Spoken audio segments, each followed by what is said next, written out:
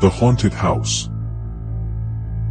It was a dark and stormy night when 6 friends, Sarah, Tom, Jack, Emily, Peter, and Lucy, decided to explore the abandoned house on the outskirts of town. The house had been abandoned for decades, and there were rumors that it was haunted. The group arrived at the house, which looked even more ominous in the dim light of the storm. The wind howled, and the rain was coming down in sheets. The front door was locked, so they had to find another way in. They went around the back and found an open window. Tom climbed in and unlocked the back door. As soon as they entered the house, they felt a chill in the air. The interior was musty and dark, with cobwebs covering the walls and ceilings. The group explored the ground floor, finding nothing of interest. But when they climbed up to the second floor, things began to get strange. Emily, who was leading the way, saw a shadowy figure dart across the hallway. She stopped in her tracks and told the others what she saw. They all laughed, thinking she was just spooked by the creepy atmosphere of the house. As they continued exploring, they heard strange noises coming from one of the rooms. It sounded like something was moving around in there. Jack, being the bravest of the group, opened the door to investigate.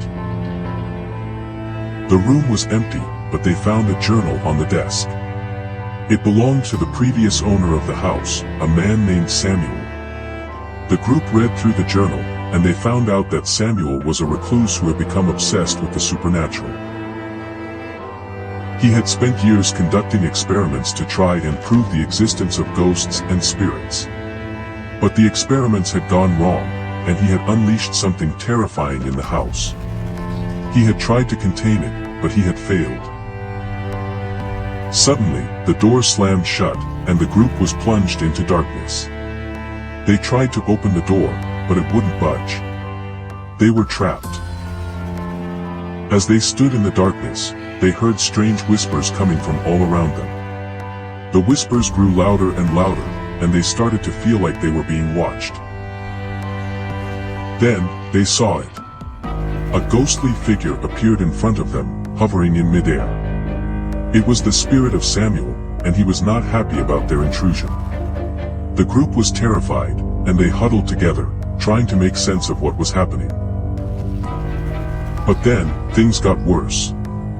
The ghostly figure multiplied, and more spirits appeared, surrounding the group. They were trapped in a circle of spirits, each one more terrifying than the last. Sarah, the most sensitive of the group, felt something touch her. It was icy cold, and she screamed. The others tried to comfort her, but they were just as scared. Just when they thought things couldn't get any worse, the spirits started to move closer. They started to reach out to the group, trying to touch them. The group tried to run, but they were trapped.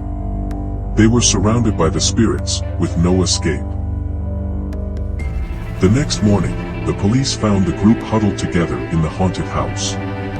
They were traumatized and terrified, but they were alive. They told the police what had happened, but the police didn't believe them. They thought it was just a prank. But the group knew the truth. They had come face to face with the supernatural, and they knew that the haunted house was not a place to be taken lightly. From that day on, they never spoke.